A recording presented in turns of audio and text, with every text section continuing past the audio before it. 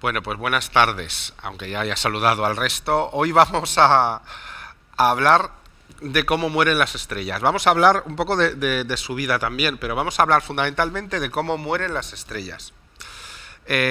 Ya cuando hemos hablado de evolución estelar y cuando hemos hablado de cómo se forman las estrellas, ya empezamos a tener un cierto conocimiento que vamos a ir repasando, pero la muerte de las estrellas es especialmente importante. Luego veremos el por qué, porque influye muchísimo en la creación de nuevos elementos químicos.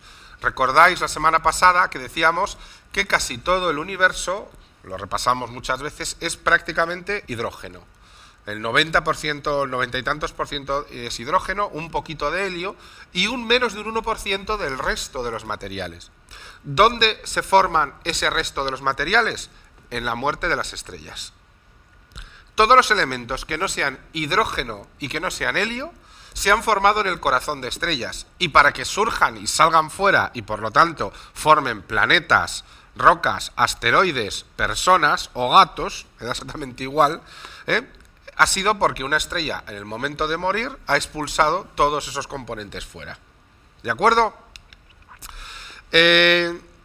Realmente no todas las estrellas mueren igual. ¿De acuerdo? Si miramos al cielo, no vamos a saber cómo va a morir una estrella, pero la ciencia ya ha identificado claramente cómo va a ser ese proceso. Y eso está ligado fundamentalmente a la masa de la estrella. Cuando digo la masa, me refiero a la masa, o si preferís utilizar un mal concepto, el peso. Ya sabéis que no es lo mismo, pero bueno, para entendernos, ¿no?, como ciencia básica.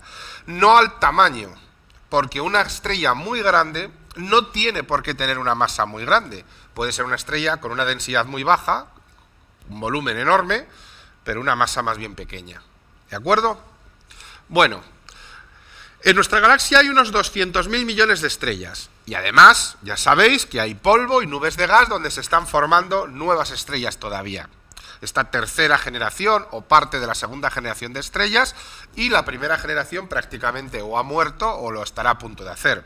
El problema es que también os comentaba la semana pasada que hay estrellas que viven mucho tiempo y estrellas que viven muy poquito tiempo. Claro que esto de mucho y poco es en concepto galáctico, ¿no? Es decir, si yo digo que alguien va a vivir 10 millones de años, diríais, madre mía, 10 millones de años. Pues eso no es nada a efectos galácticos. Y hay estrellas gigantes que prácticamente es lo que viven. Pero nuestro Sol va a vivir muchísimo más tiempo. Las estrellas se forman, volvemos a repasar lo que pasaba la semana pasada, era dentro de grandes nubes de gas. ¿Os acordáis de los pilares de la creación, de los que hablábamos, ¿no? Por cierto, si esa es nuestra galaxia, más o menos sería el punto en el que lo encontraríamos. Ahí es donde nacen esas estrellas. Vamos a hacer un repaso rápido de cosas que ya deberíamos saber, ¿de acuerdo? La primera de todas es, ¿qué es una estrella? ¿De acuerdo? Nuestro amigo Alberto está ahí en la pizarra y está dándonos un poco una clase magistral, ¿vale? Bueno, pues esto es muy curioso porque las estrellas siempre han llamado la atención, evidentemente. Algunas civilizaciones antiguas pensaban que eran fuegos, que tenían otras tribus que estaban muy lejos y veías únicamente una pequeña luz que decía que allí había un grupito de gente alrededor de una hoguera. Eso nos llevó a pensar durante milenios que el Sol realmente, igual que el resto de las estrellas, era fuego, ¿de acuerdo? Era básicamente fuego.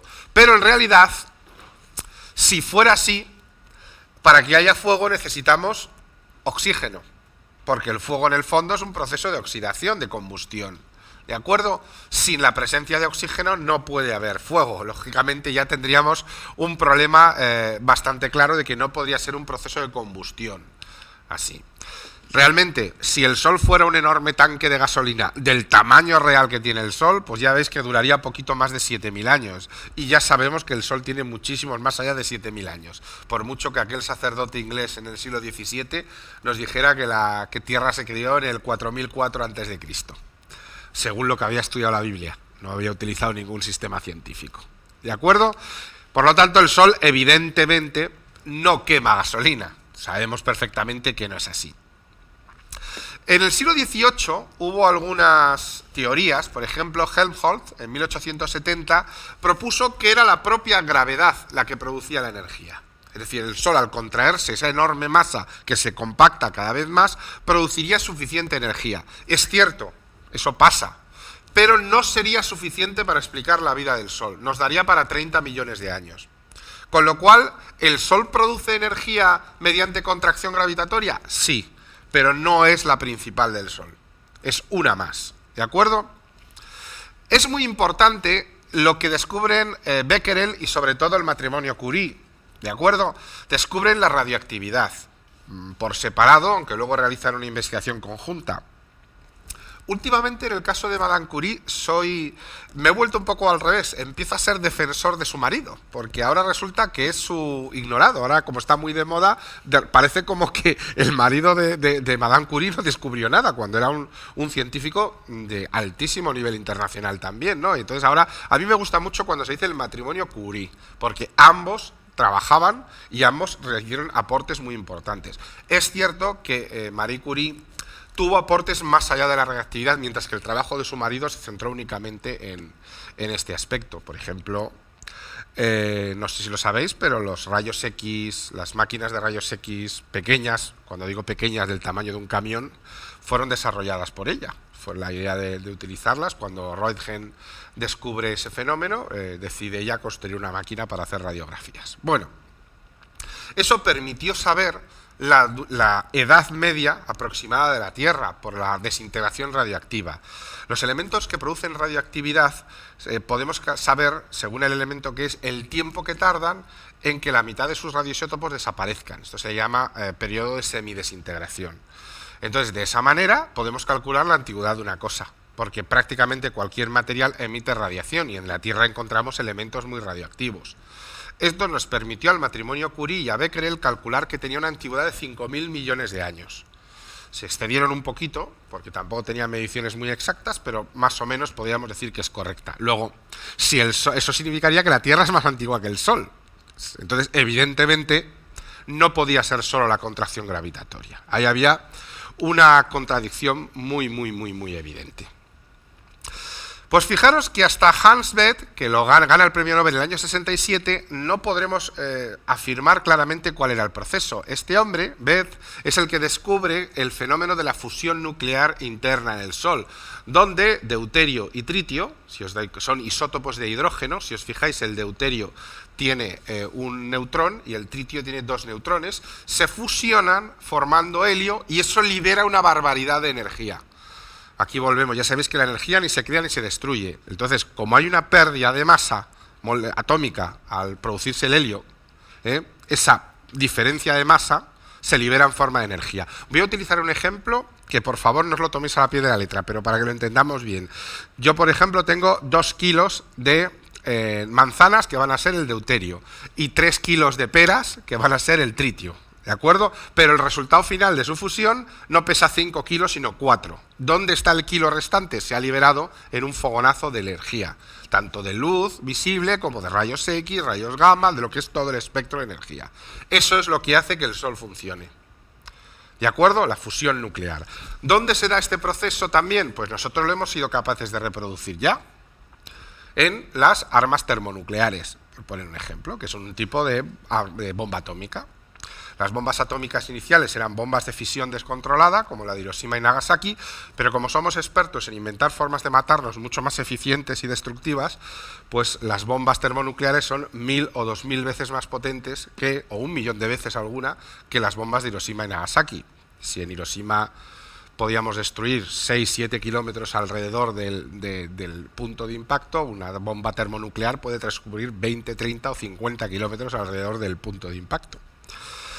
Pues eso es lo que está sucediendo en el Sol permanentemente. Miles de millones de explosiones de ese tipo. Claro que el Sol es mucho más grande que la Tierra. Aquí lo explicamos un poco. El helio es menor que 4 hidrógenos. Un átomo de helio tiene menos peso molecular que los 4 hidrógenos que lo formaron. Esa diferencia de peso molecular se ha liberado en forma de energía. ¿De acuerdo? Esto es como, había una broma de un filósofo griego que no recuerdo el nombre, que él decía, ¿cómo puede ser que si yo quemo un papel y luego peso las cenizas que han quedado, el peso no se corresponde? Pues ahí tenéis la explicación, porque parte se ha liberado en forma de la luz y del calor que hacía el quemarse el papel, o una vela, o lo que queráis hacer. Fijaros, por poner un ejemplo, la energía producida por quemar 1 kilogramo de gasolina es de 5 por 10 a la 7 julios. ¿De acuerdo? Unos 5.000 millones de julios. Pero un kilogramo de hidrógeno produce 6 por 10 a la 14. Más de 1 millón de veces esa. Tela, ¿eh? La diferencia de energía que podemos producir. Entonces, las estrellas producen ese luz y ese calor gracias a los procesos de fusión nuclear que ocurren en su interior. Las estrellas fundamentalmente, recordad, 90% de hidrógeno y un 10% residual que va aumentando con el paso de los milenios de helio. Porque claro, el combustible se va convirtiendo, es decir, va descendiendo el hidrógeno porque se va convirtiendo en helio. Las estrellas, para que os hagáis una idea, cada segundo transforma 4 millones de toneladas de masa en energía. 4 millones de toneladas por segundo de masa en energía. Tela. Siguiendo la ecuación famosa de energía es igual a masa por la velocidad de la luz al cuadrado, E igual a mc al cuadrado. Pues la m serían 4 millones de toneladas. Imaginad la energía, porque luego la multiplicamos por el cuadrado de la velocidad de la luz. O sea, imaginad el pedazo de número de julios. Claro, así el Sol libera la energía que libera. Perdón, para lo bueno y para lo malo, para alimentar nuestras plantas, para producir electricidad en nuestros paneles fotovoltaicos, pero también puede acabar con un planeta. Pero claro, si solo es hidrógeno, que es aquel de arriba del todo, y solo es helio, que es aquel de la derecha, de arriba del todo, ¿dónde está el resto? ¿Cómo puede ser que haya más de 110 elementos en la tabla periódica y digamos que en las estrellas y en el universo lo que prima habitualmente es el hidrógeno y el helio? Bueno, pues el proceso lo tenemos que ver en la muerte de las estrellas, que es lo que vamos a aprender hoy. Aquí dejo un pequeño resumen, ¿de acuerdo? Si os dais cuenta, es un poco la evolución de una estrella, pero, como podéis ver, en función de la masa va a tener una evolución distinta a otra. Luego hablaremos de ella, no os preocupéis. Lo que vamos a ver es que si el combustible principal es hidrógeno y el hidrógeno poco a poco se va agotando y tenemos, digamos, un exceso de helio, para seguir produciendo energía va a empezar a quemar helio. ¿Pero qué sucede? Que el helio es un combustible, entre comillas, peor que el hidrógeno. Entonces, la vida de la estrella va a consumir mucho más rápido ese helio que lo que consumía el hidrógeno. Es como a un coche que le ponemos una gasolina de un octanaje muy bajo. Para mantener la potencia, ¿qué va a hacer? Consumir mucha más gasolina. Pues el Sol hace lo mismo. Durante miles de millones de años nuestro Sol quemará hidrógeno.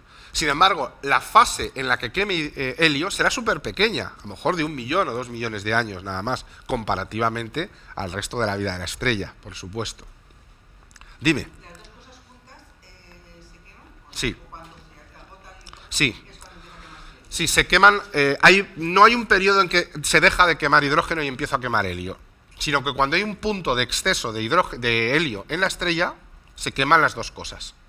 Nunca llega a desaparecer de todo el hidrógeno realmente, porque incluso, perdón, al quemar algunos otros componentes que luego veremos, se puede producir residualmente protones sueltos que lleguen a moléculas de hidrógeno. O sea, curiosamente se puede producir ese fenómeno. Sí, pero es muy pequeña, la producción no va a cambiar nada.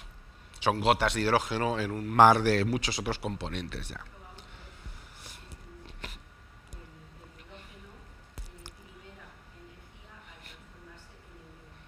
El hidrógeno, al fusionarse 4 átomos de hidrógeno, se produce uno de helio y se libera energía. Y entonces, ¿cómo se libera también energía cuando solamente queda helio? Porque el helio se fusiona y produce otro elemento.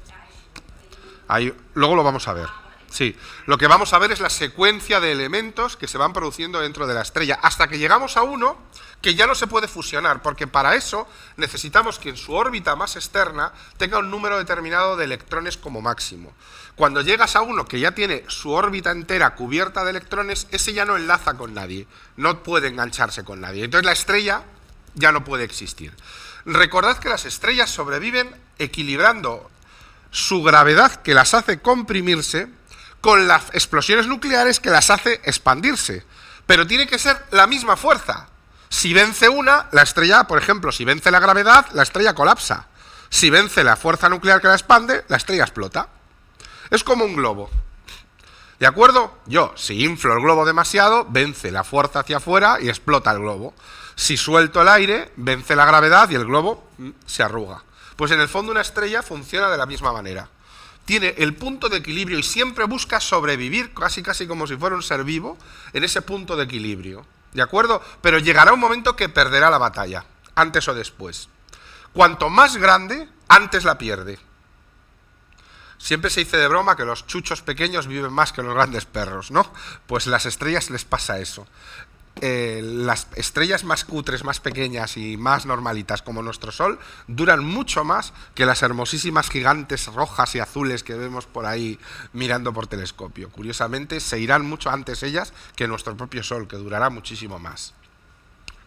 Bueno, una cosa que para los científicos, bueno, aquí explico, perdón, explico ese equilibrio entre la presión y el peso, que para los científicos ha sido fundamental, ha sido el llamado diagrama de Hertzsprung-Russell. ¿De acuerdo? Bueno, estos dos señores eran un danés y un norteamericano, Egnard Hertzsprung y Henry Norris Russell, ¿vale? Pues estas dos personas crearon un diagrama que ha sido fundamental en la historia de la astronomía, pero que casi todo el mundo desconoce. Salvo que te hayas metido ya en astronomía un poco, no sabe nadie de los famosos diagramas HR, siempre se les llama, como el nombre de Hertzsprung. Es tan difícil de pronunciar, la gente suele decir diagrama HR. Ellos descubrieron que si yo hacía un diagrama que, por ejemplo, colocaba, vamos a ver un poco la explicación primero, haciendo un diagrama colocado de esta manera, como vamos a ver ahora, si yo colocaba pues la masa, por ejemplo, o la temperatura, vamos a empezar por la temperatura, en la parte horizontal, ¿de acuerdo? Y el brillo en la parte vertical, ¿de acuerdo? Si hacía un diagrama y empezaba a colocar todas las estrellas que puedo observar, observo que casi todas las estrellas, el 90% de ellas, usaban una línea así. Y solo unas pocas quedaban fuera de esa línea. A eso se le llama la secuencia principal. Es decir, cuando una estrella está dentro de esa línea, está dentro de la secuencia principal. ¿De acuerdo? Las estrellas más raras, como las gigantes rojas o las enanas blancas, están fuera ya de la secuencia principal. Pero la pregunta que se hicieron los dos científicos y que se hicieron varios astrónomos entonces era decir, vale, pero ¿qué nos hace pensar esa línea? Que es una evolución. Cuando veamos normalmente en ciencia, en biología, en matemáticas, una línea continua, es muy probable que haya una evolución, que sea una función. Eso indica que tal vez lo que sucede es que la estrella iba cambiando a lo largo del tiempo, por su brillo y por su color, subiendo o descendiendo a través de esa línea. Y hoy en día sabemos que es así. Es decir, las estrellas van pasando por la secuencia principal, ¿de acuerdo? Y solo las estrellas raras se encuentran fuera de la secuencia principal o restos de estrellas. Vamos a pensar en nuestro Sol.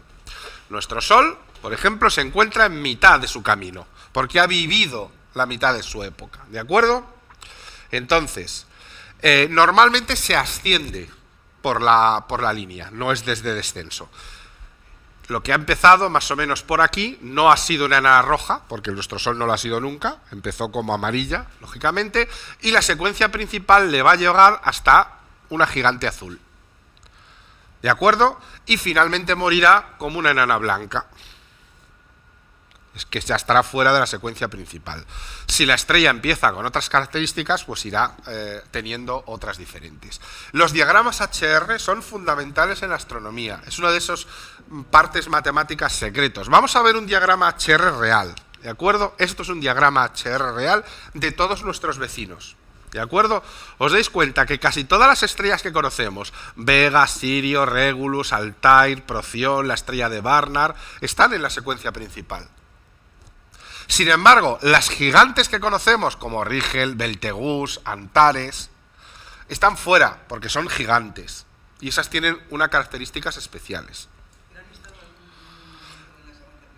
Depende, no todas. Por ejemplo, esto se ve muy bien por la temperatura, porque podemos saber la temperatura de la estrella. Entonces, por la temperatura sabemos que hay estrellas que siempre han sido supergigantes, como Beltegus. No es un problema de que haya salido de la secuencia principal porque esté en su fase final, es que siempre ha sido una gigante. Primero, no tiene la masa que se corresponde con una estrella que se ha pasado por la secuencia principal. Es muy grande y de poca masa, muy tenue. ¿De acuerdo? Y de una temperatura anormalmente baja. Entonces es una supergigante. Puede haber supergigantes muy calientes también, y también se salen y siempre han sido supergigantes. Pero son excepciones estadísticas, es decir, de 10 estrellas que mires, 9 están en la secuencia principal y una estaría fuera de esa secuencia principal. ¿De acuerdo? Entonces, descubrir la secuencia principal nos permite conocer la temperatura superficial de la estrella, la magnitud que se corresponde con la visibilidad que tengan, la luminosidad y el tipo espectral que tienen. En un solo cuadro podemos ver toda esa información. Los astrónomos trabajan constantemente con los diagramas HR, porque lo primero que preguntan cuando viene una estrella es decir, ¿dónde se sitúa en el HR? Porque le permite identificar sin nada su temperatura, su luminosidad, su observabilidad, etcétera, etcétera. ¿De acuerdo? Muy bien, pues vamos a responder un poco a la pregunta que nos hacías de cómo iba quemando diferentes combustibles. ¿De acuerdo? Este es el proceso más básico. Del hidrógeno pasamos al helio. El helio al carbono más el oxígeno. Luego, ahí al neón, al magnesio y más oxígeno, al silicio y al azufre, y acabamos en el hierro, porque tiene 8 electrones en su capa superior y el hierro ya no se puede asociar a nada. Ese es el final. Ojo, es el final de una estrella más o menos tradicional, las supergigantes son tan grandes que a lo mejor no pasan por todos los procesos, sino que colapsan mucho antes. ¿De acuerdo? Claro. ¿De dónde crees que ha salido el oxígeno? De una estrella. O sea, todos los elementos que han surgido en el universo se han cocinado dentro de una estrella. Todos. No hay ningún elemento, salvo el hidrógeno y el helio como resultante de una reacción nuclear, que no haya surgido de dentro de una estrella. Y potencialmente o comparativamente al resto de los elementos del universo son una minoría. El 1% de los elementos del universo, frente al 99% de hidrógeno y helio. 90 de helio, 90 de hidrógeno, 9 de helio, 1 del resto de toda la tabla periódica. Podía ser una composición muy, muy básica. No, básicamente es esta. Básicamente es esto. Pues lo dices por los 114 que hay en la tabla periódica. Claro, pero luego sucede otra cosa que hablaremos después. Este es el proceso de quemado de la estrella viva. ¿Me explico? Es decir, el problema es que cuando una estrella muere pueden producirse fenómenos que afectan a la estructura interna de la propia materia que la forma. Es decir, reacciones nucleares mucho más potentes que la de una fusión nuclear. Por ejemplo, una supernova, una estrella de neutrones. Esos fenómenos cambian la estructura de la materia que le rodea. Y entonces es cuando se producen elementos mucho más raros. Por ejemplo, el oro, que es un elemento rarísimo en el universo, se produjo en el corazón de supernovas e hipernovas. Todo el oro que existe en el universo se ha producido dentro de una supernova, de una explosión de una estrella masiva.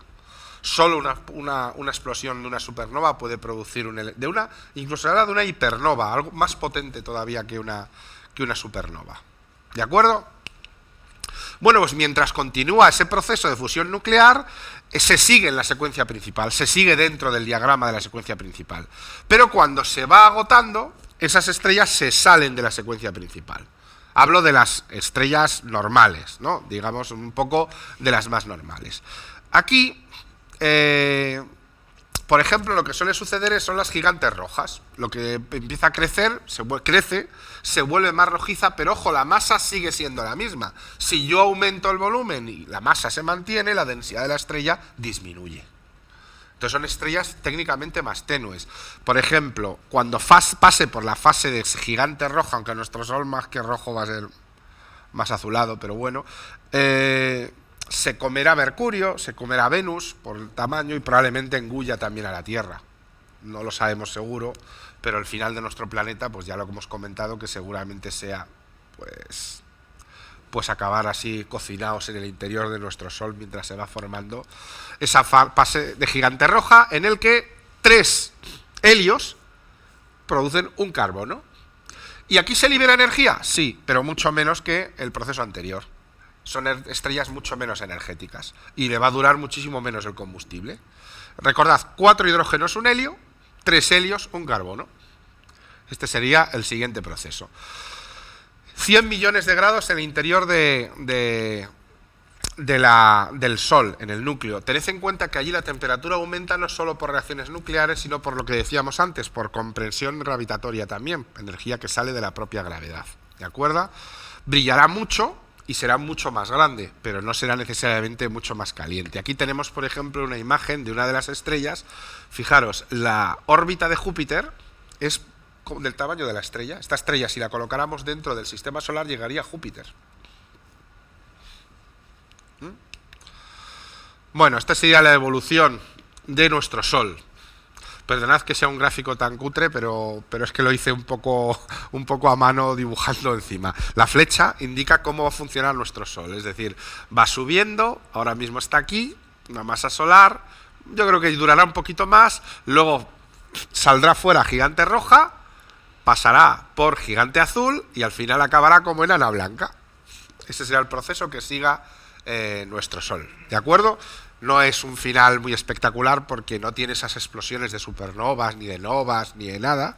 Disculpadme. Esto que lo corten luego. Pero es como la gran mayoría de las estrellas van a vivir, porque la gran mayoría de las estrellas son como nuestro Sol.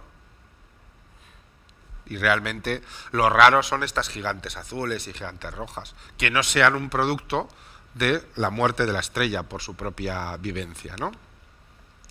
Sin embargo, las estrellas masivas tienen evoluciones muy raras, ¿de acuerdo? Os recuerdo que esta es la de nuestro Sol. Pues, por ejemplo, unas estrellas de 10 veces la masa solar, si os dais cuenta, llegarán a la fase azul y luego rápidamente se salen, pasando por fase amarilla-naranja, hacia gigante roja, retroceden y vuelven a moverse hacia gigante naranja.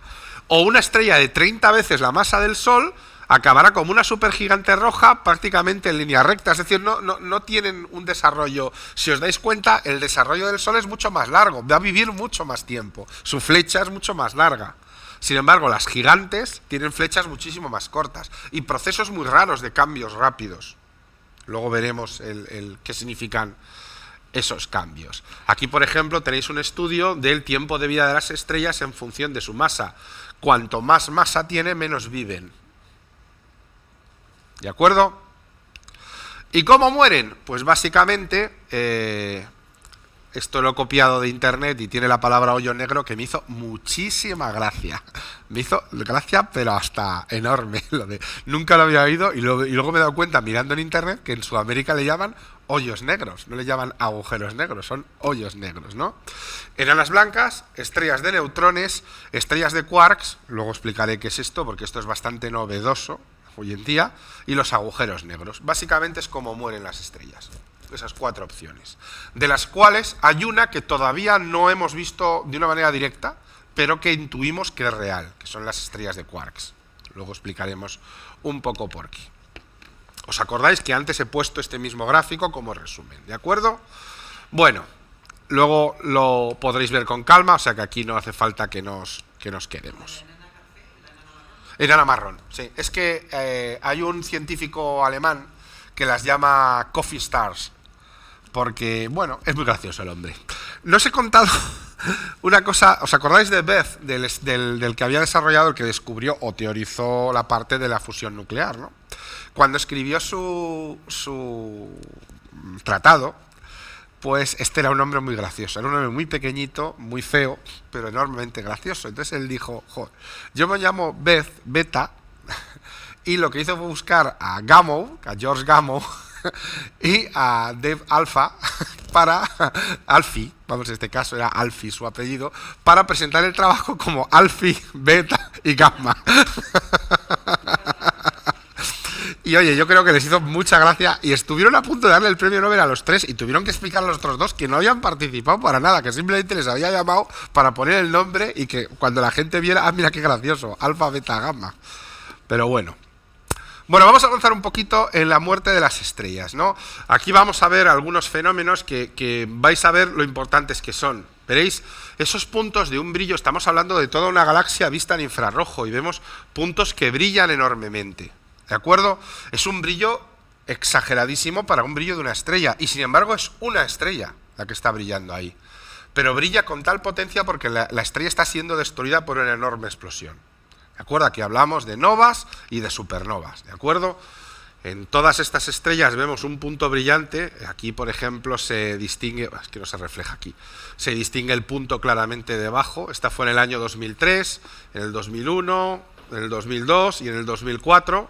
SN, supernova, y el año en el que se han producido, y luego en la galaxia en que se ha producido. En este caso NGC 190, 6907, 936, NGC es New General Catalog, el catálogo nuevo general. ¿Vale? Si veis que pone NGC es el catálogo general. Si pone HST es Hubble Space Telescope, telescopio espacial Hubble. Ese es el catálogo donde se ha guardado la estrella o el descubrimiento. ¿Eh? El Messier fue hecho en el siglo XIX, a principios del XIX, por Messier, que fue un científico francés, pero que es un catálogo de unas cuantas estrellas. Sí, sí. El usar el Messier solo se usa a efectos de aficionados. Es decir, las estrellas ahora se catalogan por su nombre, porque todos los catálogos Messier tienen nombre. Es M31 Andrómeda, ¿de acuerdo? Por poner un ejemplo. O por su catálogo general o catálogo del Hubble Space Telescope o de otro telescopio o el que sea. Es un poco lo que se hace ahora. Las supernovas son enormemente importantes y es un fenómeno superenergético, tremendamente destructivo y que se produce de manera muy numerosa en cualquier galaxia, porque si nuestra galaxia tiene 200.000 millones de estrellas, estadísticamente en nuestra galaxia hay 1 o 2 supernovas cada año, solo en nuestra galaxia. ¿Qué sucede? Que nunca nos ha pillado, afortunadamente, una cerca. Digo afortunadamente porque si tuviéramos, no es el caso porque no tenemos cerca ninguna estrella masiva, pero si Alfa Centauro lo fuera y estallara como una supernova, nuestro sistema solar sería no incinerado, pero sí esterilizado para la vida por la radiación que sufriríamos. No nos protegería ni la capa de ozono, ni los cinturones de Van Allen, ni el paraguas de la cabeza que poníais el otro día en el grupo de... Paraguas no, el trozo de papel albal este especial. Sí, pero hombre, mejor que las dos cosas no nos pillen, ¿no? Afortunadamente digo que no tenemos cerca ninguno de esos elementos, o sea que no nos va a pasar. Lo que no estoy tan claro, no se tiene tan claro, es que no haya pasado en el pasado, porque incluso una de las extinciones masivas, la del Cretácico Silúrico, se rumorea o se cree que pudo haber tenido influencias de una supernova relativamente cercana. Se cree eso porque una muerte tan rápida y repentina, incluso en el mar, es muy extraña en el resto de las extinciones masivas, que fueron muy progresivas. Esto fue en unos pocos años, no en unos pocos siglos, como han sido todas las demás extinciones masivas. Entonces, se considera que solo un fenómeno tan brutal como una supernova pudo afectar a todo el ecosistema del planeta de una manera tan rápida y que matara al 95% de los seres vivos del planeta. Todos. Desde bacterias hasta los más grandes animales, que no es que hubiera más algo que peces, porque no había nada más, pero en el mar, digamos que están más protegidos que los seres que vivían fuera, ¿no? Y aún así también afectó al mar, por ejemplo, la extinción de los animales, de los peces acorazados, ¿no? Como el Dunkleostis, que si lo buscáis en internet ya veréis qué miedo de pez daba eso. Bueno, los remanentes de supernovas es lo que queda después de la supernova. Una vez que estalla la estrella, queda un remanente de supernova que vamos a ver aquí, por ejemplo. Esto es la estrella destruida. Y lo que queda son las capas que lanzó la explosión más allá de esa supernova. Esta ha sido la supernova más cercana que hemos tenido a la Tierra en tiempos históricos, con ciencia. Fue en 1987, la supernova 1987A. Fue espectacular, realmente. ¿Cuándo pudo ser una más espectacular? La de 1054. Esa, en teoría, se tuvo que ver de día. La explosión como una mancha en el cielo casi del tamaño de la Luna. Es la que ha dado lugar a la nebulosa del Cangrejo, que es una de las conocidas. Curiosamente, ya lo comenté una vez, esto nos pilló aquí en la Edad Media. Fantástico momento para hacer ciencia. Con lo cual aquí no hay ningún registro, pero los chinos, por ejemplo, tienen un registro perfecto de cómo se veía, dónde se veía, También hay indios americanos como los Anasazis lo dibujaron utilizando la palma de la mano y su colocación dibujando el horizonte con montañas. Es decir, que ellos sí que dejaron registro porque claro, que de repente te aparezca en el cielo, de día incluso, una estrella tan grande y que lo vean, pues debió ser como muy espectacular. ¿Qué hay en esos remanentes de supernova? Pues básicamente los restos de la estrella, ¿de acuerdo? Pues digamos la cáscara más exterior de la estrella, material interestelar también que está chocando contra ella. Suele haber un objeto central compacto que puede ser dos cosas, o una estrella de neutrones o un agujero negro. Luego veremos qué tiene que pasar para que sea uno u otro, ¿de acuerdo?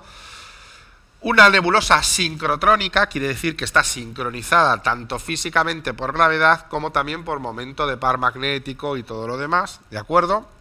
Y eso provoca radiación sincrotón.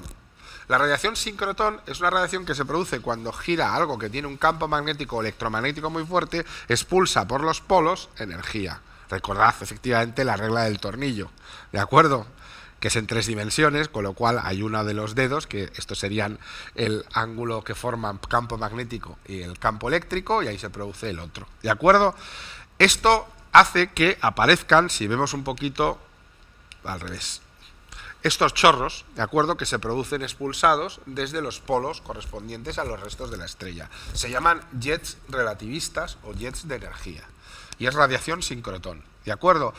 Vamos a tener también radiación de rayos X, sobre todo, es una explosión altamente energética, ¿de acuerdo? Y radiación de rayos gamma. De hecho, luego volvemos aquí, de hecho, hay un fenómeno energético que se estudia en astronomía que recuerdo que en mi época en la universidad estaba muy de moda, que eran los gamma ray bursts, ¿no? Las explosiones de rayos gamma, los GRBs. Este fenómeno no se sabía muy bien a qué se debía, y había una discusión si era un fenómeno cerca de nosotros o un fenómeno muy lejano. Lo hemos descubierto que afortunadamente es muy lejano. Son fenómenos relacionados con hipernovas. Son las supernovas más poderosas de todas. Que estas son tan potentes que en vez de emitir fundamentalmente rayos X, emiten lo más energético de todo el espectro, que son rayos gamma. Por eso son los gamma ray bursts, y es como un fogonazo de rayos gamma. De repente nos llega un destello de rayos gamma, pero de distancias muy grandes, afortunadamente, porque un destello de rayos gamma cerca de aquí, madre mía, eso sí que es una extinción masiva, pero masiva y en el momento. O sea, nos quedamos fritos todos, pero fritos. ¿Y por qué son tan importantes las supernovas? Pues ahora viene la gran sorpresa, porque estamos aquí gracias a ellas. Porque las supernovas juegan un papel muy importante en la creación y diseminación de los elementos químicos que estamos formados. Es decir, todo lo que forma nuestro cuerpo se cocinó en el interior de una estrella y fue expulsado dentro de una supernova. Y algunos elementos se formaron en el momento que se produce la supernova, los más raros. Pero, por ejemplo, mirad nuestro cuerpo. ¿Qué es básicamente? Carbono, que es un proceso dentro de la vida propia de la estrella, hierro, nuestra hemoglobina, que es un proceso de la propia vida de la estrella, nitrógeno, que es un proceso de remanente de la supernova, fósforo, también es un elemento que se produce en la vida de la estrella. ¿Os dais cuenta? Es decir, todo lo que estamos formados se ha formado en una estrella y fue expulsado lejos por una supernova, porque si no es una supernova se quedaría ahí como una nube molecular, pero una supernova es tan potente que lo lanza a grandes distancias estelares, que luego pueden ser capturadas por otra zona y esos elementos incorporados a una nube donde se están formando estrellas, como fue nuestro sistema solar. ¿De dónde trajo nuestro sistema solar lo que ha formado la Tierra, nosotros y los gatos? Yo voy a obsesión hoy con los gatos. Bueno, siempre tengo obsesión con los gatos, pero mala. Pero el caso es que lo consiguió de una estrella anterior, probablemente cerca de nosotros, que al explotar capturó parte de ese material y lo trajo hacia nosotros, hacia lo que en ese momento se estaba formando el sistema solar. Y esa es la razón por qué en nuestro sistema solar tengamos elementos más allá del hidrógeno y el helio. También son importantes porque son una herramienta para entender la evolución y destino del universo. ¿De acuerdo? Son faros. Para nosotros son faros.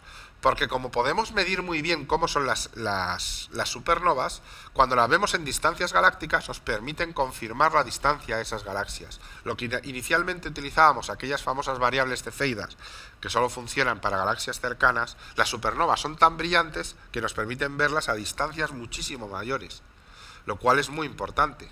Si no, no sabríamos mucha información de galaxias más lejanas de las que están, por ejemplo, en el cúmulo nuestro, el cúmulo de Virgo.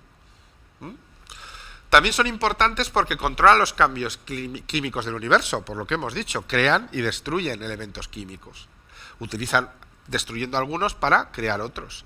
Entonces, son la fuente de todos esos elementos químicos. Permite que nazcan nuevas estrellas. Nuestra generación de estrellas tiene elementos raros porque una generación anterior les donó, tras morir, esos, fue su herencia. Como una especie de genética, ¿no?, que nos dejaron ahí libre, ¿de acuerdo? Y también controlan la circulación de materia y energía en las galaxias, porque curiosamente son la principal fuente de rayos cósmicos. Los agujeros negros no producen rayos cósmicos, pero las supernovas sí. Entonces, casi todos los rayos cósmicos se producen dentro de las supernovas. No es el único elemento que las produce, porque un cuásar también produce rayos cósmicos. Una estrella masiva puede producir rayos cósmicos. Nuestro propio Sol también puede producir viento solar que se parece mucho a los rayos cósmicos. Pero casi todo, ¿de acuerdo?, está producido por las supernovas. Eso provoca presión energética, impulsa materia, impulsa energía moviéndose a lo largo de la galaxia. ¿De acuerdo? Entonces las supernovas, como podéis ver, no solo es simplemente la muerte de una estrella, también incorpora nueva vida. Sin esas supernovas anteriores a nuestro sistema solar, nosotros no estaríamos aquí, ya que no había elementos. La primera generación de estrellas no tuvo elementos raros. No había carbono, no había oxígeno, no había hierro, no había absolutamente nada.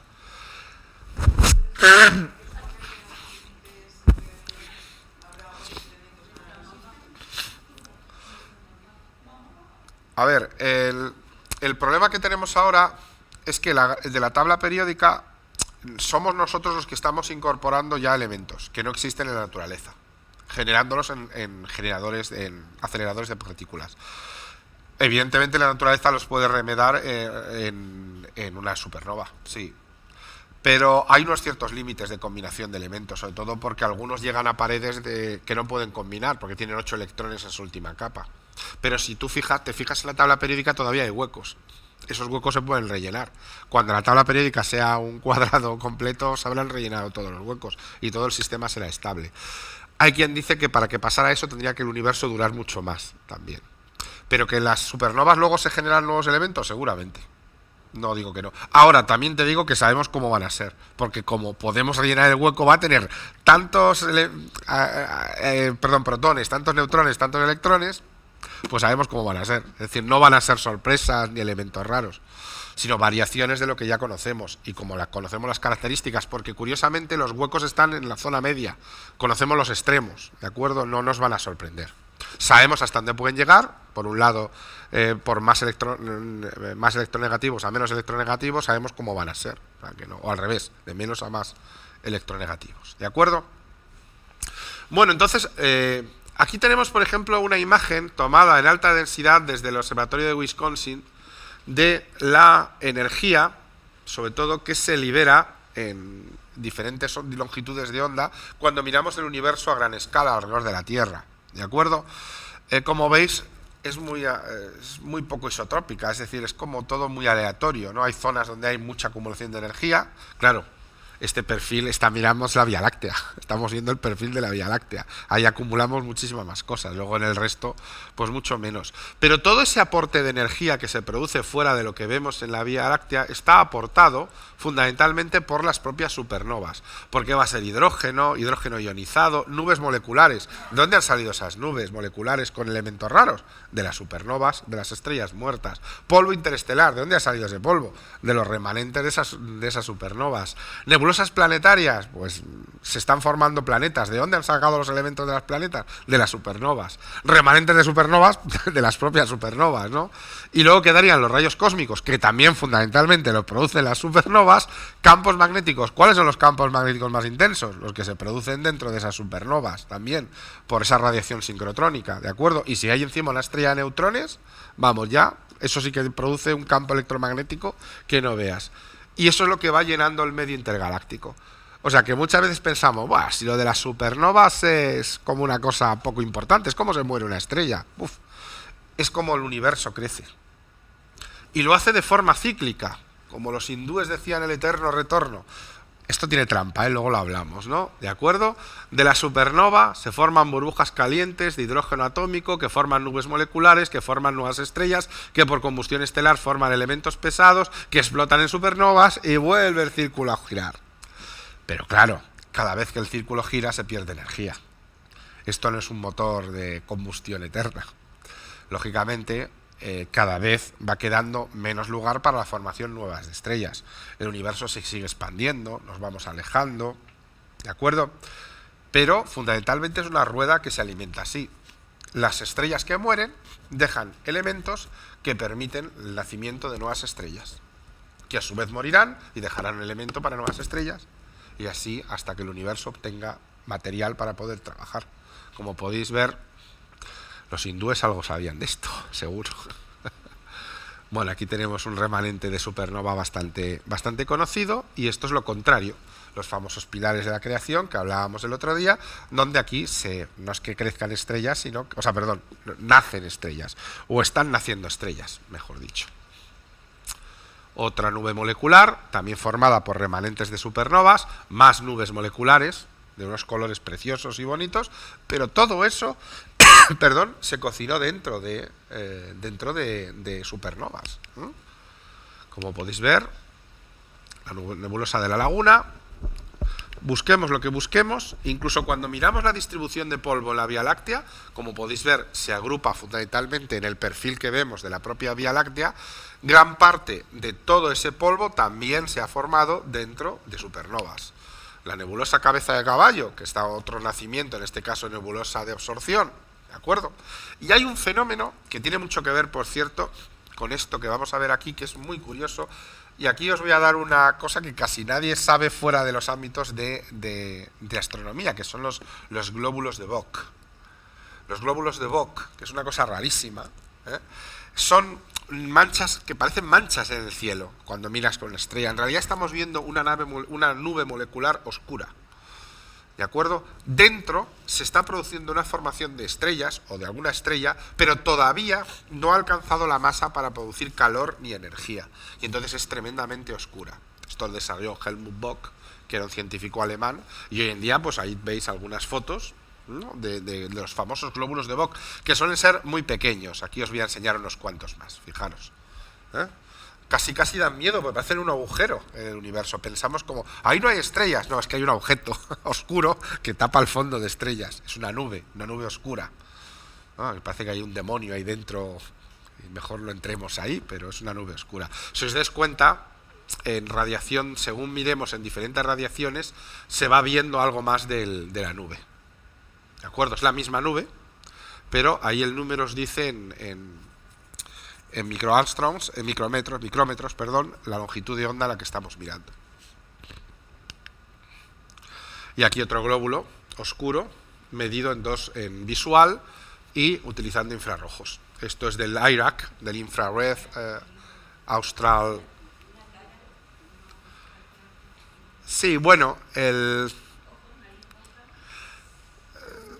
sí, el ver caras en las figuras ya sabéis que es una cosa que sucede por nuestro cerebro, es automático, Asociamos, tiene un nombre que nunca me acuerdo. ¿Cómo? Paridolias, vale.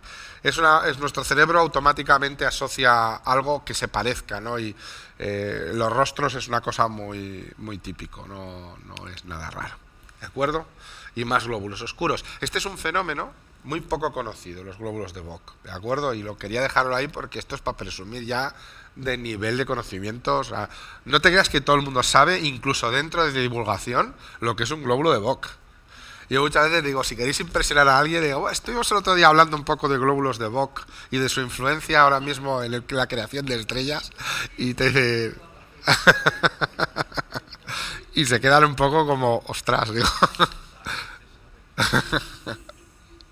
Muy bien.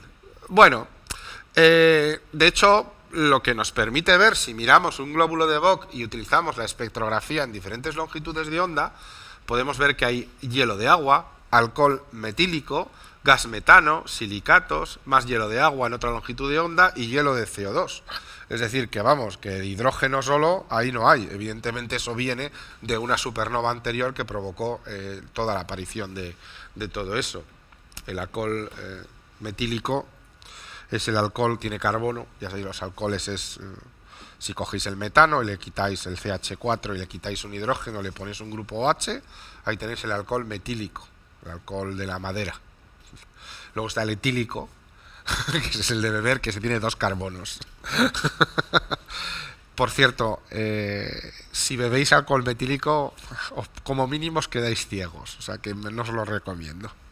Este es los rusos que hacen esas bebidas utilizando cualquier cosa y luego hay 18 ingresados en un hospital porque han bebido alcohol hecho con madera. De hecho, el alcohol metílico, metil en griego, es madera. El alcohol de la madera, porque es un alcohol que se produce en la combustión de la madera. Y mirad, esta me encanta a mí, en IC 2944. Esto es una del telescopio anglo-australiano, ATT, foto 77. Es una foto curiosísima porque veis los glóbulos en primera línea sobre una nube molecular mucho más grande. Entonces ahí se ven esas manchas de tinta.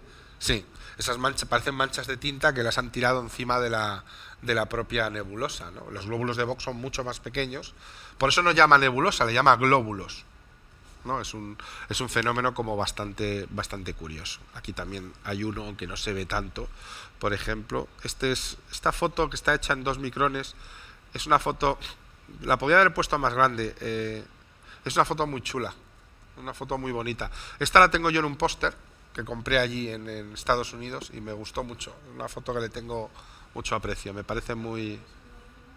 ¿Él? Está forzado el color, pero es color original, pero está reforzado para verlo en alta definición y que se vea mejor. O sea, aunque tienen esos colores no serían tan brillantes, porque la distancia y los efectos lo difuminan un poco. Aquí se ha retocado para que se vean los colores tal como se emiten en la estrella original, digamos, ¿no? O aquí tenemos otro...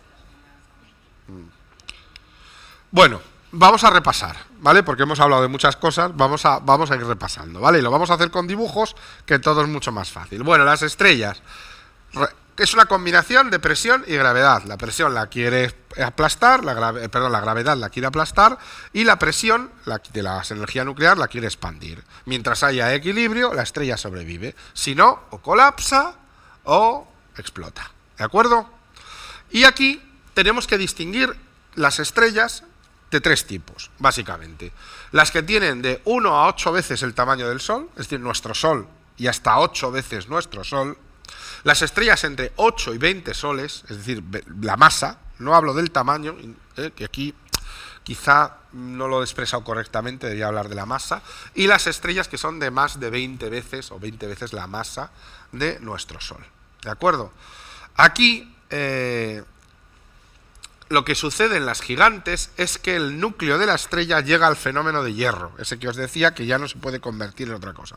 Todo el núcleo se ha convertido en hierro y hay una pequeña cáscara de hidrógeno que todavía intenta mantener en combustión, pero el núcleo ya se ha formado hierro, absolutamente.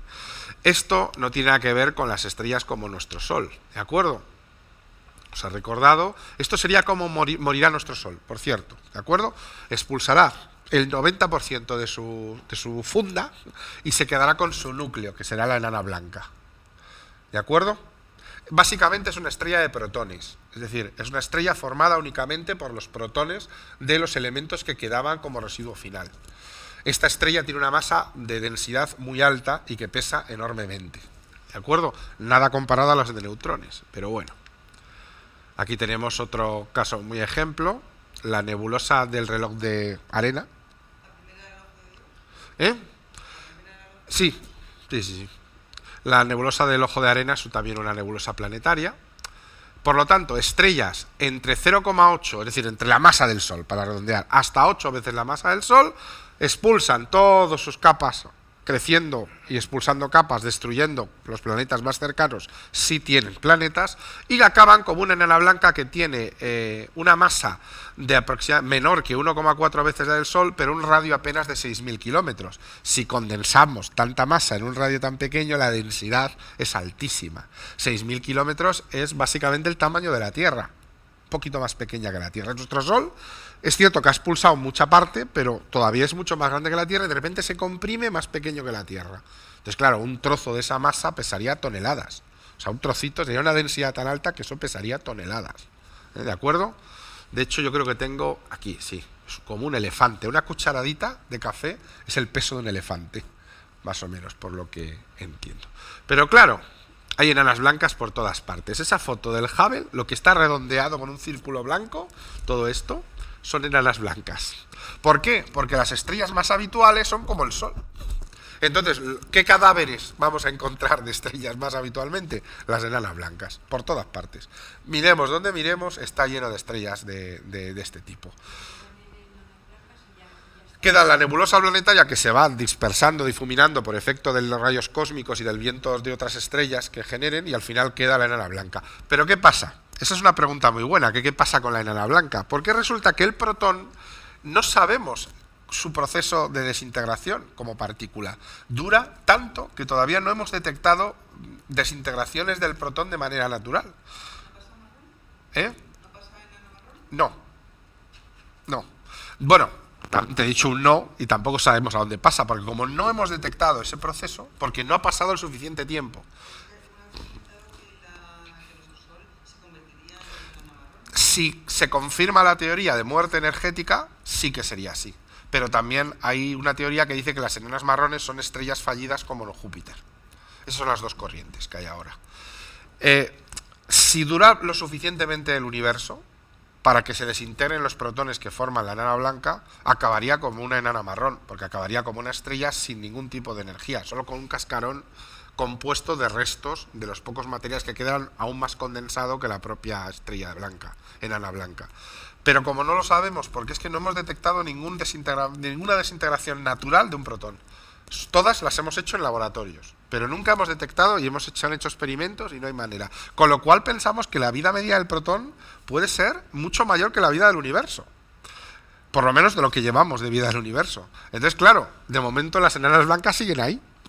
A lo mejor cuando el universo tenga 4 veces la edad que tiene, si llega a tener esa edad, antes de colapsar o de que se desaparezca por muerte térmica o lo que sea, veremos que eso se convierta en enanas marrones o en otro fenómeno que desconocemos. Eso es un misterio para nosotros.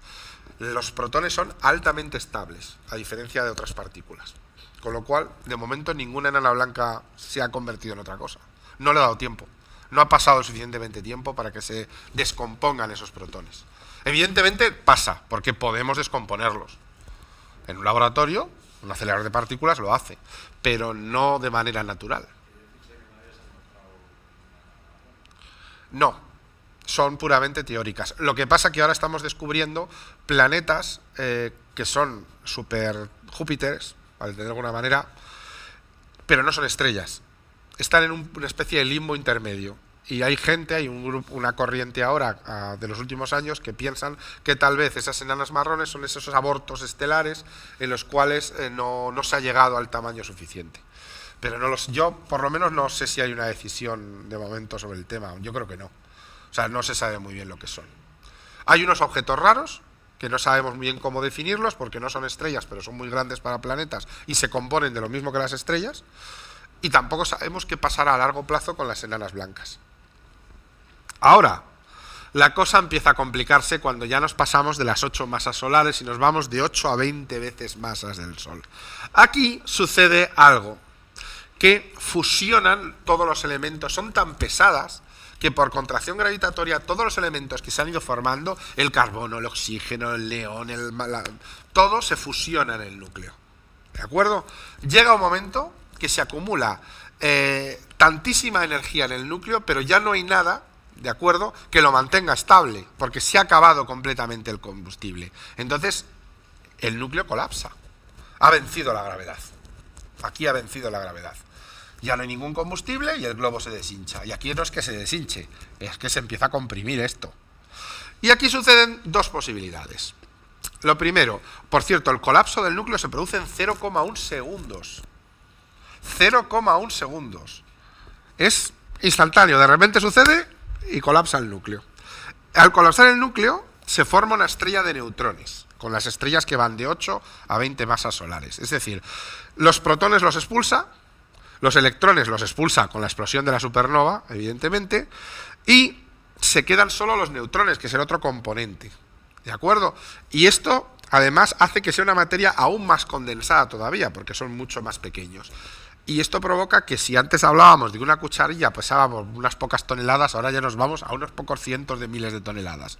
Es decir, pesaría como un barco o algo por el estilo, o como gran parte de la población del planeta. Insisto que el colapso es a la vez que la explosión de la estrella. ¿De acuerdo? Es inmediato. Bueno, aquí tenemos la representación. ¿De acuerdo? Es decir, progenitora, una estrella masiva entre 8 a 20 veces la masa del Sol. Se produce una supernova y nos queda como remanente una estrella de neutrones o pulsar. ¿Os acordáis de que decíamos por qué pulsar? Porque giran. Y al girar producen chorros de energía que son sonidos en ondas de radio. Entonces la primera vez que se detectó fue con radiotelescopios y nos llegamos a pensar que era una señal de una civilización extraterrestre. Era perfecta. En tiempo se repetía, luego vimos que había una cadencia que poco a poco se va perdiendo porque evidentemente van también sufriendo pérdida de energía, pero en ese momento nos sorprendió mucho. Es curioso porque ya había científicos que lo habían previsto, muchos años antes, en los años 30, esto fue en los años 60, pero parecía que no les habían escuchado, ¿de acuerdo? El radio de esa estrella es de solo 10 kilómetros, una estrella 20 veces más grande que el Sol, reducida a un radio de 10 kilómetros. Imaginaos la densidad de eso. Apretar la materia hasta ese punto es difícil de imaginar. Una estrella de neutrones, una cucharadita, podría, pues tanto como gran parte de la población de nuestro país si se pusieran encima de una báscula, por poner un ejemplo. ¿De acuerdo? Aquí tenemos un ejemplo muy evidente. Esto es la nebulosa del Cangrejo, esta que os decía del año 1054. Es una nebulosa cuya observación, pues veis que son los restos de la estrella, que aún se siguen expandiendo hoy, casi 2000 años, no 2000, 1000 años casi después de la explosión, se siguen expandiendo por la enorme explosión, y esto es lo que nos permite ver el Hubble dentro, que son la estrella de neutrones y emitiendo sus chorros de energía.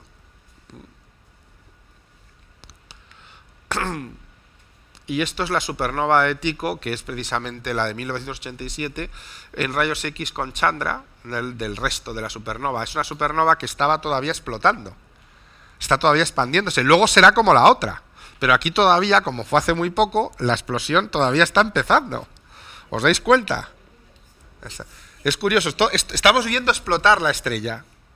El núcleo ya ha colapsado, porque colapsa en 0,1 segundos, pero estamos viendo la explosión, porque la explosión es súper lenta, porque estamos hablando de una bola de cerca de medio año luz de tamaño. Entonces, claro, es enorme. Entonces es una explosión que se va produciendo a una cámara muy lenta. ¿De acuerdo? Es una foto muy curiosa. Es una lástima lo del Chandra, que fue un satélite de rayos X súper avanzado, pero desgraciadamente no ha funcionado demasiado bien, pero ha conseguido cosas como estas, que poder apuntar, es que además coincidió que estaba recién puesto en órbita y claro, la oportunidad fue de dirigirlo hacia ahí y le hizo un seguimiento por años bastante interesante. O Casiopea, esto es una combinación de tres imágenes, de la de Casiopea A, en infrarrojo a través del Spitzer, en óptico a través del Hubble y en rayos X a través del Chandra. Os digo, lo que veis rojo es infrarrojo, lo que veis amarillo es lo que se ve a simple vista y lo que veis en verde y azul es lo que se ve en rayos X. O sea, si vosotros mirarais, solo veríais lo que veis en amarillo. Si consiguierais ver en infrarrojos, veríais además lo que está en rojo y si no, en rayos X, verde y azul. Fijaros por qué, si solo viéramos en óptico, lo que nos perdemos. Daos cuenta de la importancia de la observación en multirrango, porque ver en óptico es ver un poquito, da mucha más información en infrarrojo, y no digamos los rayos X o las ondas de radio, que ver en óptico. Por eso hoy en día muy pocas veces la vista en óptico es importante, porque nos da mucha más información el poder ver en otros momentos. Aquí tenemos la supernova de Kepler, que también está en plena explosión, aunque es un poco más antigua. Y bueno, esta sí que la vais a conocer, Eta Carinae, que está muy cerca de nosotros, donde, bueno, cerca, 9.000 años luz, pero es que son 100 veces la masa del Sol. Esta no va a dar lugar a una estrella de neutrones. Esta va a dar lugar a lo siguiente que vamos a ver, a un agujero negro. Sí, es mucho más grande, es una estrella gigantesca, 100 veces la masa del Sol. Es un auténtico monstruo, que lleva explotando varios siglos del tamaño que tiene. Y esta es la supernova de 1987A. Esta es la foto antes de la estrella, señalada con una flecha, la tenéis ahí, y luego la supernova. Son la misma, antes de explotar y la explosión. No lo sé, pero calcula semanas, porque lo que hacía la supernova es instantánea, o sea, es una explosión instantánea. Luego, el remanente crece durante siglos, pero lo que es la explosión, que es esto, es prácticamente instantáneo, unos segundos. Sí, 0,1 segundos, igual que la otra. Bueno, y aquí tenemos algunos ejemplos de supernovas en diversas zonas, ¿de acuerdo? Esto es la misma foto que os ponía al comienzo de las presentaciones, ¿de acuerdo? Pero ¿qué pasa si la energía ya no puede ni siquiera expulsar las capas externas, es decir, liberarse de los protones, de los electrones? Es decir, es que es tan grande que la gravedad ya lo atrapa todo. Es decir, cuando es más de 20 veces la masa del Sol. Entonces se produce el agujero negro. Ahí la gravedad ya es demasiado potente para que nada escape. Entonces continúa condensándose hasta que supera el límite de la propia estrella de neutrones y ahí se produce una singularidad. Es decir, se produce el horizonte de sucesos y se abre el agujero negro. Tan fácil y tan complicado como eso. Es decir, ¿cuál es la diferencia? La masa. Todo esto, lo importante es la masa. Cuando la masa es excesiva, la estrella de neutrones no se forma porque no puede expulsar todas esas capas. Está atrapada por la enorme gravedad y sigue condensando y condensándose hasta que se condensa en un punto. En ese momento se produce una ruptura espaciotemporal y se genera el horizonte de sucesos, con lo cual ya no podemos ver lo que hay dentro y el agujero negro. Este es el fenómeno más raro, porque hay muy pocas estrellas que tengan el tamaño suficiente para producir un agujero negro. Afortunadamente. Porque hay muchísimas estrellas. Pero si comparamos el número de enanas blancas respecto a agujeros negros, la diferencia es de miles de millones de veces. Es decir, que para un agujero negro podría equivaler a unas 1000 millones de enanas blancas, para que te hagas una idea de la diferencia. Es decir, esto es muy raro. Lo que pasa es que el universo es muy grande, entonces sucede todo. Claro, la estadística dice siempre que cuanto más repitas un suceso, al final se produce, ¿no?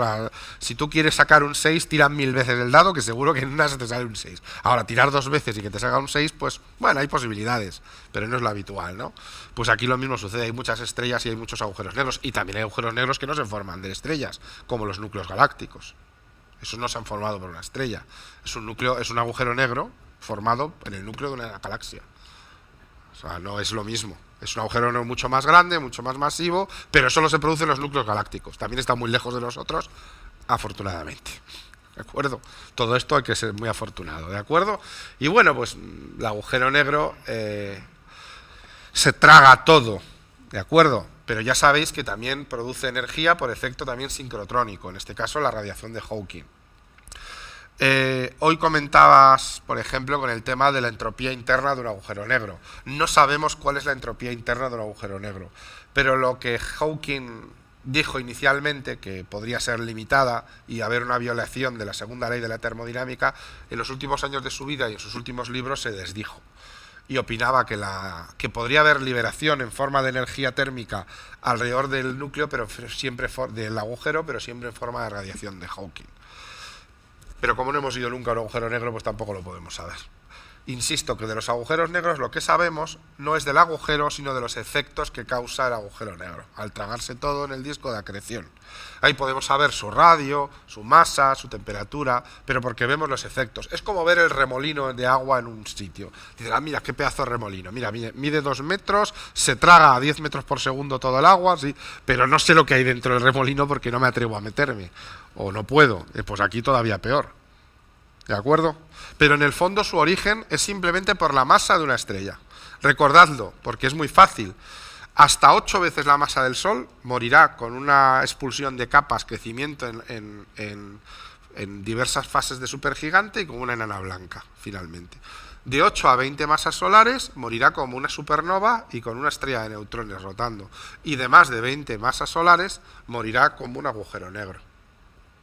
A ver, esto no es matemáticas exactas también, porque una vez me preguntaron a mí, si tiene 20, o sea, 19,99999, mira, pues a lo mejor una de 17 puede terminar como un agujero negro por motivos de que tiene una compañera que ejerce aplanamiento gravitatorio, o una de 21 que está muy aislada, pues termina siendo una estrella de neutrones, porque ha tenido en el último momento, ha expulsado parte de la capa exterior y ha perdido masa, yo qué sé. O sea, hay muchos, pero si queremos saber una regla de cómo mueren las estrellas, mueren de esa manera. Hoy en día se considera que puede dar un fenómeno llamado estrellas de quarks, que podría quedar intermedio entre las estrellas de neutrones y los agujeros negros. Pero solo se podría haber dado en las estrellas de la primera generación de estrellas y podría estar relacionado con los cuásares que vemos a grandes distancias estelares. Pero eso es una teoría y no tiene de momento ninguna... pero está ahí. Es decir, los quarks son los componentes básicos de la materia. Por debajo de protones, neutrones, electrones están los quarks. Si conseguimos descomponer los neutrones, los protones, todo lo que quede en sus partículas más básicas, encontraríamos los diferentes quarks. Pero realmente esto es teórico. ¿De acuerdo? Lo que sí sabemos es que hay estrellas de neutrones, que hay enanas blancas y que hay agujeros negros, porque los hemos visto y vemos sus efectos. Aquí esto sí que es impepinable. Pero de las estrellas de quarks todavía no sabemos. Se refiere a la radiación de Hawking. Cuando hablan de los pelos del agujero negro, es una especie de radiación sincrotrónica. Es un sincrotrón. El agujero negro sigue girando como giraba la estrella, porque es una esfera, no es un agujero. ¿Recuerdas la película de Interstellar, aunque fuera con un agujero de gusano? Un agujero negro también es esférico y sigue rotando como rotaba la estrella. Y como tiene un disco de acreción alrededor y tiene todavía mucha energía, evidentemente eso produce una expulsión de energía por efecto sincrotrónico, de nuevo. O sea, cualquier objeto cargado de energía, al girar y rotar, produce un campo magnético y produce también energía. Exacto. Y a eso se llamó radiación de Hawking porque Hawking predijo que eso sería así y luego pues se descubrió que efectivamente de esa manera. Ya sabéis la historia de la apuesta que hizo con otro astrónomo contra él, pues dijo, apuesto contra mí mismo una suscripción de 1 año a una revista porno. Dijo, si no era así, dijo él, luego por lo menos me llevó algo, en el caso de que no tenga razón. Pero bueno, ya sabéis que este hombre también tenía sus historias. Por tanto, yo decir un poco así, para ir terminando, que durante la muerte de las estrellas, pues no solo se enriquece el medio que la rodea, también se comprime el material cercano por efecto de una onda de choque, porque en el fondo es una explosión enorme, y eso producirá luego nuevas estrellas, porque va lanzando materia lejos o acumulándola en otras zonas, y además les da materia que previamente no existía. Luego las supernovas, a mí me parecen que son unos auténticos modelos de creación. En la muerte se genera vida nueva. Diréis, hombre, no es vida, no es un ser vivo, vale, pero vamos a pensar en las estrellas un poco como si lo fueran, porque realmente es lo que sucede. En la muerte se genera nueva vida. No hay un proceso de reciclaje más perfecto que el de las estrellas, porque lo que se ha perdido es energía únicamente, no se ha perdido absolutamente nada más. Si tuviéramos ese proceso de reciclaje nosotros al 10%, vamos, sería absolutamente increíble. Y nada, pues hasta aquí hemos llegado. Espero que os haya gustado.